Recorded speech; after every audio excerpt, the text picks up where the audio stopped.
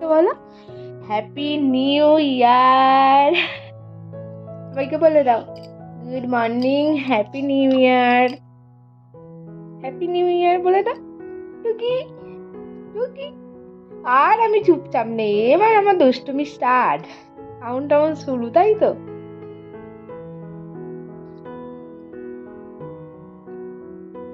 পাপানকে disturb করো, যাও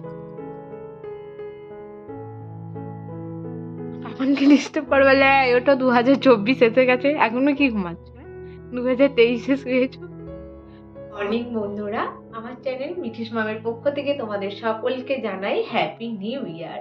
নতুন বছরটা সকলের খুব খুব ভালো কাটুক, নতুন বছরে সকলের জীবনে সুখ সমৃদ্ধি নিয়ে আসুক, সবাই শান্তিতে থেকো।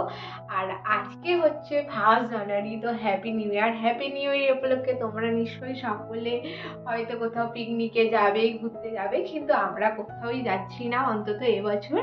কারণ এই যে এইটা, আর এই দেখো কেমন চুষছে হাতাটা সোয়েটার।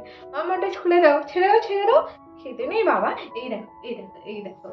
কারণ আমরা বড়রা যদি কোথাও ঘুরতে যাই তো আমাদের ঠান্ডা লাগুক কিংবা হচ্ছে যা খুশি হোক অতটা প্রবলেম হয় না, কিন্তু বাড়ির ছোটদের যদি শরীর খারাপ হয় তখন তাকে নিয়ে অনেকটাই আমরা চিন্তার মধ্যে থাকি। তো ওই জন্য আমরা এবছর কোথাও আর ঘুরতে যাবো না, তো ঘরেই হচ্ছে আজকে আমাদের একটা ফিস্ট হবে। আর আমরা হচ্ছে বাড়িতেই সবাই হচ্ছে জমিয়ে খাওয়া দাওয়া করবো, ফিস্ট করব। তো পরের বছর দেখা যাক, যদি ভাগ্যে থাকে তো অবশ্যই কোথাও যাব। আর আজকে হচ্ছে তোমাদের দাদা ভাই মানে মিঠির বাবা হচ্ছে আজকে কাজে যায়নি, ও বললো আজকে 1 জানুয়ারি, তো আমিও তোমাদের সঙ্গেই ঘরে ফিস্ট করবো, খাওয়া দাওয়া করবো। আর না হলে ও কাজে গেলে কি হয় বলো তো, আজকে সন্ধ্যা হয়ে যায়। তো ওই জন্য আজকের দিনটা সকলে একসঙ্গে কাটাবো, ওই জন্য ও হচ্ছে কাজে যায়নি। আর মিঠি হচ্ছে ওর পাপানের কাছে শুয়েছিল, তো আমি হচ্ছে নিচে গিয়ে সমস্ত কাজ সেরে আসলাম, মানে আমার যেগুলো কাজ। তো মিঠির কাঁথা কেচে দিয়ে এসে আমি হচ্ছে উপরে এসে মিঠিকে একটু বেডশিট করিয়ে দিয়ে, আর এখন মিঠিকে দেখো কি হয়েছে মা, কি হয়েছে। তো মিঠিকে হচ্ছে রেডি করিয়ে নিয়ে এখন নিচে যাব, এবার নিচে গিয়ে হচ্ছে টিফিন করব। মাম্মা ওটাই খেতে নেই বাবা। তো তোমরা হচ্ছে ব্লগটা দেখতে থাকো, আই হোপ তোমাদের ভালো লাগবে। সবাইকে বলে দাও happy new year, happy new year বলে দাও মা, লজ্জা পেয়ে গেছো? তো চলো, তোমাদের সঙ্গে আবার পরে কথা হবে। আর এই দেখো আমাদের কাটিং মাস্টার এখানে বসে পড়েছে কাটিং করতে, গাজর বিম কড়াই আর টমেটোটা মাংসের জন্য, তাই তো? আহ, তুমি কিন্তু কত সুন্দর করে কাটছো, আর আমি হলে কাটতেই পারি না এইরকম। আর এখানে হচ্ছে আমি মিঠির জন্য জামা কাঁথাগুলো ধুয়ে এনে রেখে দিয়েছিলাম, তো যাবো ছাদে মিলতে। আর আমি এখন চলে এসেছি রান্নাঘরে মশলা পেস্ট করব বলে। তো আদা রসুনটা হচ্ছে মিক্সি জারেতে ভরে নিয়েছি, আর বাপি হচ্ছে আজকে দোকানে বসেই রসুনটা ছাড়িয়ে দিয়েছিলেন। আর আমি রান্নাঘরে এসে আদাটাকে হচ্ছে ছাড়িয়ে কুচি কুচি করে নিয়েছি, আর এই বাটিতে টমেটো, পেঁয়াজ আর শুকনো লঙ্কা রেখে দিয়েছি। আর ফ্রিজ থেকে কাঁচা লঙ্কা নিয়ে নেবো, তো দালানেই ফ্রিজ আছে। আর আমি পেস্ট করছি এখন দালানেতে, ওই জন্য হচ্ছে দালানেতে এসে কাঁচা লঙ্কাটা দেবো। তারপর মশলা পেস্ট করতে করতে জল কম পড়ে গিয়েছিল, ওই জন্য আদা রসুনটা ভালো করে আর কি পেস্ট হয়নি। তারপর জল দিয়ে দিলাম, দেখো আদা রসুনটা পেস্ট করা হয়ে গেছে। এরপর টমেটো, পেঁয়াজ ও শুকনো লঙ্কাটাকে পেস্ট করে নেবো। আর ফ্রিজ খুলে এসে দেখি ফ্রিজে কাঁচা লঙ্কাই আজকে ছিল না, তো ওই জন্য আজকে আর কাঁচা লঙ্কা দিইনি, মশলা পেস্ট করে আমি চলে এসেছি সব থেকে বিরক্তকর কাজটা, যেটা আমার ভালো একদমই লাগে না সেটা করতে। তার মানে কি, তার মানে হচ্ছে কোনো দুঃখ ছাড়াই কান্না, সেটা হচ্ছে পেঁয়াজ কাটা।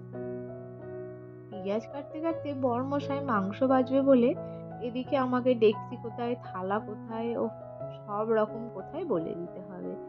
তো ওকে বলছি হেঁকে হেঁকে জোরে জোরে, আর মা গেছে ঘাটে। তো বলার মতন কেউ নেই। বোন হচ্ছে মশলা কাটছে, আর বোন অত কিছু জানেও না কোথায় হচ্ছে কি থাকে।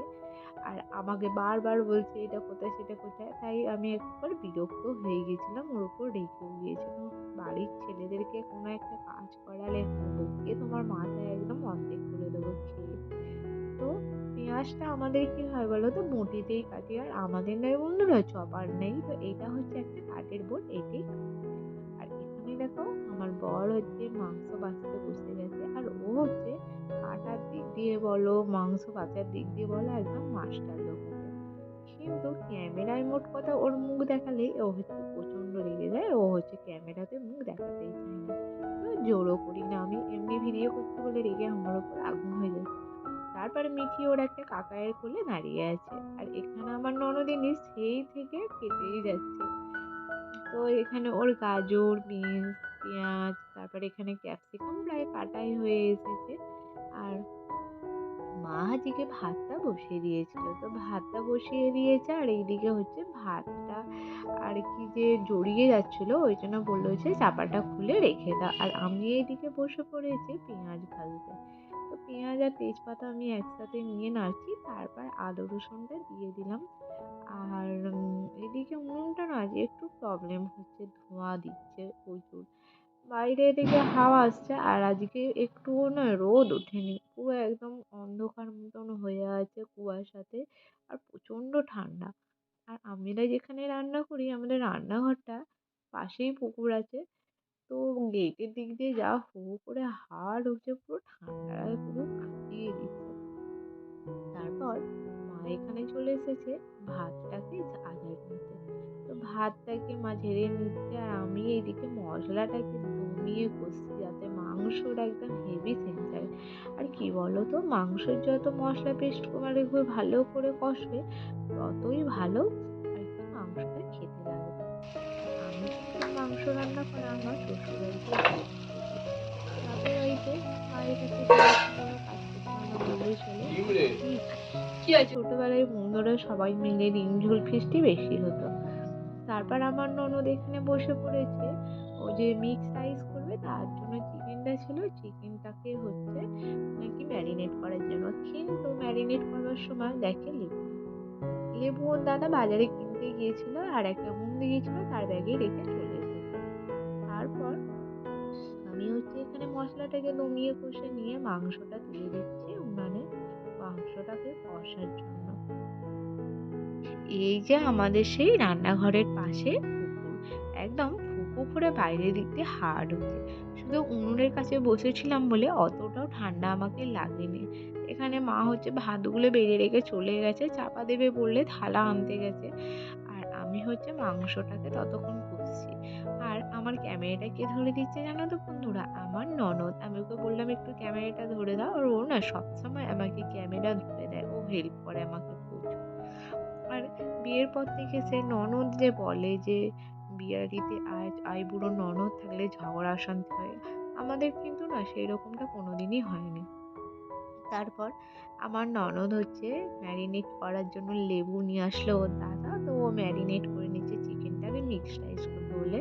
আর ও বলছে আরেকটু আগে হচ্ছে ম্যারিনেটটা করে রাখলে ভালো হতো, কারণ ম্যারিনেট যত আগে করে রাখবে ততই হচ্ছে জিনিস আর কি কোনো রান্না খেতে ভালো হবে। না না, আমার মাংসটা এখানে প্রায় কষা হয়ে গেছে বললেই চলে, ওই জন্য আমি হচ্ছে চিকেন কারি মশলা দিয়ে, না বিম করে না, গাজর দিয়ে দিন না, বিম করে নেড়ে নেবো। এবার নিয়ে নামিয়ে নেবো, মাংস হয়ে গেছে। এবার আলু গো আলু রাইস করবে, হ্যাঁ একটু মসুর ডাল অত দিতে হবে না, গাজর। আমি মিক্সড রাইস কখনো করিনি, ও করবে বলে আমি বললাম ঠিক আছে তুমি করো। আর আমি এরপর মিঠিকে উঠে স্নান করাবো, খাওয়াবো, তারপর হচ্ছে মিঠির জামা আছে সেগুলিকে ধোবো। তো ননদ এখানে হচ্ছে দেখো উনুনে বসে পড়েছে, আর ও হচ্ছে চিকেনটা আগে ভেজে নিয়েছে। আর ওর দাদা ওর সঙ্গে আর কি করছে, তোর বোকা মাথার একটুও বুদ্ধি নেই, আগে কেউ চিকেন ভাজে, দেখ চিকেন ভেজেছিস এমন কড়াইয়ে বসে পড়েছে। তারপর ও ডিমটা ভেজে নিচ্ছে, আর এখানে ক্যামেরাটা করে দিচ্ছে ওর দাদা।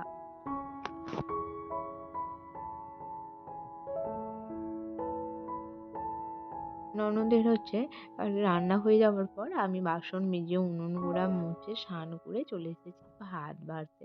সরি বন্ধুরা, ভাত বলে ফেললাম, কারণ রোজকার আমরা ভাত খাই, তাই ভাতই বলে ফেলেছি। কিন্তু আজকে আমাদের মেনুতে ছিল মিক্সড রাইস আর চিকেন কষা। তো আমি এখানে সবার জন্য বাড়তে চলে এসেছি। আর মা হচ্ছে উনি রাইস খাবেন না। উনি মিক্সড রাইস বলো, প্লেন রাইস বলো, উনি বলেন আমার এই ভাত খেলে নাকি পেট ভরে না। তাই জন্য মা চলে গেছে ভাত বসাতে। আর এইদিকে মিঠি ওর দাদানের কোলে বসেছিল, দিল টয়লেট করে। তাই মিঠির পাপান হচ্ছে মিঠিকে নিয়ে গেছে। আর মিঠির দাদান এই সবে স্নান করে আসলো, মিঠি তার গাড়িতে যেটা বাকি পড়েছিল সেটাকে ভিজিয়ে দিয়েছে। তো তোমাদের দাদাভাই এই সবে স্নান করে এসেছে, তাই চাদরটাকে জড়িয়ে আছে। আর মা হচ্ছে ভাত দেখতে গিয়েছিল, কিন্তু ভাত হয়নি। তাই এসে বলছে রাইসটা কেমন হয়েছে। আমি বললাম একটু হচ্ছে টেস্ট করে দেখুন, ভালোই হয়েছে। মাকে বলতে মা হচ্ছে একটু টেস্ট করে দেখছে। আর ননদ গেছে ছাদে জামা কাপড় মেলতে। স্নান করেছিলাম আমি, তো স্নান করে জামা কাপড় মেলা হয়নি, তাই বোনকে বললাম হচ্ছে স্নান করে এসেছি, জামা কাপড়গুলো একটু মেলে দিয়ে আসো। আর মা হচ্ছে এখানে রাইসটা একটু টেস্ট করছে। তো আজকে হচ্ছে আমরা কোথাও ফিস্ট করতে যেতে পারিনি, তাই আমাদের ঘরেই সবাই মিলে জমিয়ে খাওয়া দাওয়া করা হলো। আর অন্যদিন কি হয়, আমরা চারজনই একসাথে খাই। আমার দাদা ভাই হচ্ছে ও এসে বেলায় খায়। আজকে বাড়িতে সবাই আছি, তার উপর হচ্ছে আমাদের মেনুটাও আজকে একটু ভালো হয়েছে। আর আমার ননদ এই যে চলে এসেছে ছাদ থেকে জামা কাপড় মেলতে। তো বন্ধুরা, যাই হোক, বাইরে ফিস্ট করতে যাইনি তা কি হয়েছে, ঘরেই জমিয়ে খাওয়া দাওয়া করলে ফিস্টের থেকে আর বড় কি হতে পারে, তাই না? পরিবারের সবাই একসঙ্গে থাকা, একসঙ্গে খাওয়া দাওয়া, গল্প করা, এর থেকে বড় আমার মনে হয় বাইরে অনেক বিদেশে ঘুরতে গেলেও এত সুখ আনন্দ পাওয়া যায় না। তো বন্ধুরা, আজকের ব্লগটা আমি হচ্ছে এখানেই শেষ করব। ব্লগটা কেমন হয়েছে জানাতে কিন্তু ভুলো না। আর এই দেখো আমাদের হচ্ছে মিক্স রাইস, একটা পেঁয়াজ আর এইদিকে চিকেন কষা নিয়ে আমি খেতে বসে পড়েছি। তো তোমরা কে কোথায় ঘুরতে গেছো, কিংবা তোমাদের বাড়িতে আজকে কি মেনু ছিল, অবশ্যই কমেন্ট করে জানাতে ভুলো না। টাটা।